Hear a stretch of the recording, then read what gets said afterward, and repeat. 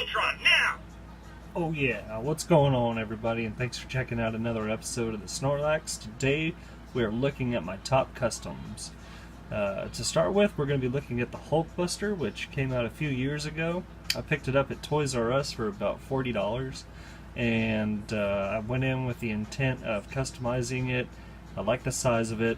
I also saw a guy, it's Cosplay Chris on YouTube. If you haven't heard of him, go check him out after this. He's got some really great content. Ooh, still going.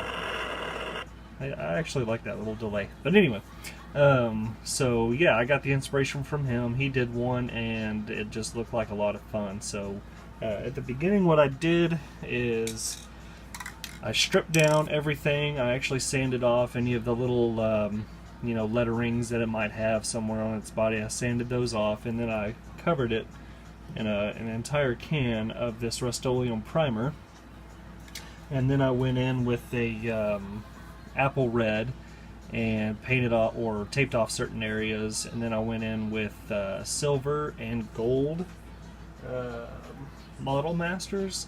So this is what I used right here. You can pick this up at Hobby Lobby for pretty cheap. But I did have to actually well, no, never mind, I'll get to that later. So it was pretty tedious, but if you like this kind of thing, it's definitely up your alley. I like concentrating on one thing, and having a movie play in the background or whatever makes me feel like I've done something for the day. But anyway, I really like the way that this turned out. Real weathered, kind of oily, dirty.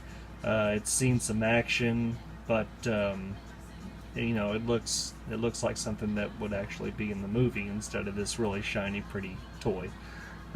So everything obviously still works. The light still comes on because he still does the go to sleep, go to sleep, go to sleep, go to sleep. So yeah, I was pretty happy with how this turned out. And I'll give you a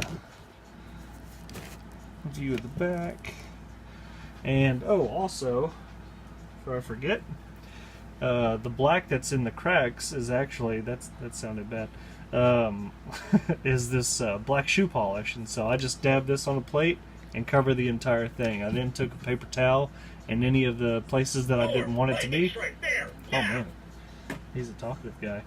Then I just went in and I dabbed it off. You can use warm water, a little bit of a soapy water situation to get it to come off a little bit easier, but it might take some of the paint off, so I would go slow and then take it from there, see what you're dealing with. But it took a few days. You have to let it cure before you can paint over it and everything, but if you watch that tutorial on Cosplay Chris, then you're going to know exactly what to do.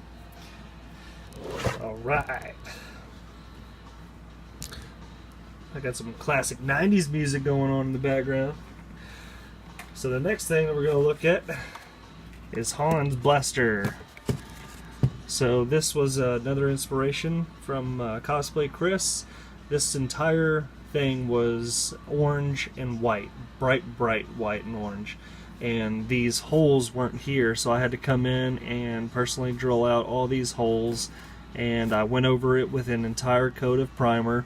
And then I taped off this area, painted the entire thing with matte black, and then I came back in with the Model Masters and gave this a nice weathered brown wood grain look, and silver over here for the hosel. I think that's what it's called. But it still works, still sounds great, and it was only $12 on Amazon. And so for that, and even the Hulkbuster, it's probably $50 to make the entire thing, but it's really worth it if you like these. Next one is still a work in progress. Needs to be cleaned up a little bit. Darth Vader's helmet. And so once again, coated the entire thing in primer. Went back over with the matte black. I'd like to get some paint thinner and strip it, because I did paint these off, but still a little bit seep through. So I'd like to strip these off and still see if it has that tint to it. I think you can buy like a translucent paint though that actually has like a lens type quality to it. Then I'm going to go back in and paint these little nodules silver, and I think I'm going to call it good on that guy. But from what he was before, that really super shiny plastic where you can see every single scratch in it, this definitely is an improvement. So, very happy with how that turned out. Alright, next one. Excuse me.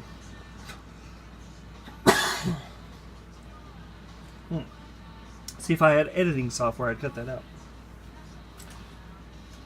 So the next one is one that I literally did about 20 minutes ago. I went back in with that shoe polish, and after watching the movie a couple nights ago, I kept looking up at this figure and realizing how different it actually looked. Now, the sculpt on it is freaking awesome. I mean, all these little bumps and crevices and the teeth, the eyes look great. The battle damage that it comes with, but all I did to give it this darker look, which actually is more movie accurate, went in with the shoe polish, dabbed it all over, wiped it off with a paper towel. I'm going to go back in and do a few highlights, and once I do that, it'll really come together, but I'll do a side-by-side picture for the screenshot of this video, and you'll be able to tell that there was just a night and day difference. So, pretty happy with how that turned out.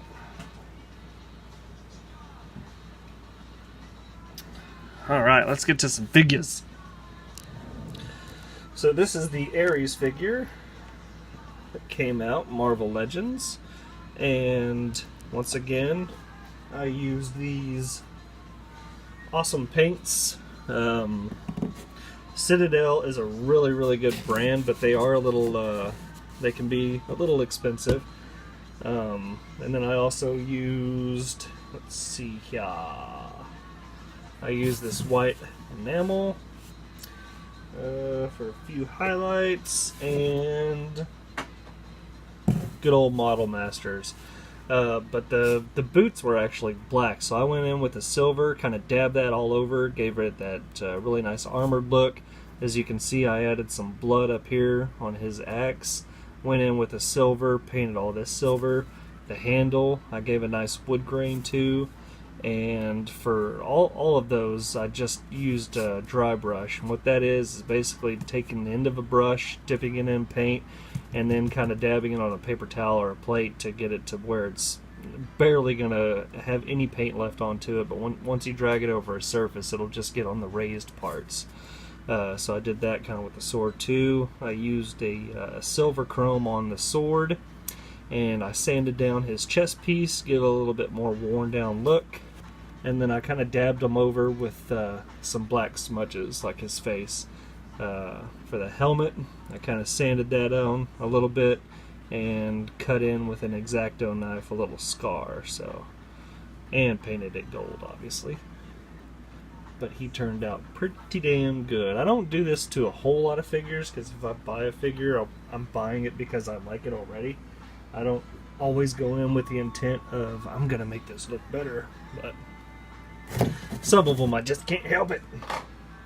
So the next one, if you recognize this guy, that's awesome. So this comes from a YouTube video called Stone Cold E.T. on a little pickle, little onion. What? So this basically is a guy that did a video where he's going through a drive-thru and he has an E.T. mask on, but he's doing the voice of Stone Cold. He also has a couple others, I think, where he's, trying to redo that video, but it's really, really funny. If you haven't seen it, check it out. I used this putty along the neck piece up there. You can kind of see the discoloration. I tried to match it, but I just gave it a once-over with a brown, a light brown, and it dries in about 30 minutes, and it's good to go. But I actually played with it just so I could actually give him a little bit of articulation. So it turned out pretty well. Stone Cold E.T. Alright. Going back to Marvel Legends, I picked up this Thor. I knew that there was a version where he had the robot arm, and this one he actually had a shirt on. And I went over it with about 6 coats of the flesh paint from Model Masters. I used that same putty that I did on Stone Cold E.T. to give him a beard. See if I can zoom in a little bit for you. And then I just used an X-Acto knife to kind of press it in and give him that hairy look. I also did the same thing with Ares as I did Thor. With his boots, they look like they should be metal, so made them metal. But they also turned out really well. And then the arm, I actually had to add some more of that clay just to make it look a little bit more like a robot arm. I know there's some flakes missing, but it's just because of the joints. There's a certain position I can get them in where I pose them where it's not showing, but this is for me. I was having fun with it, and I really like the way that he turned out too. Alright.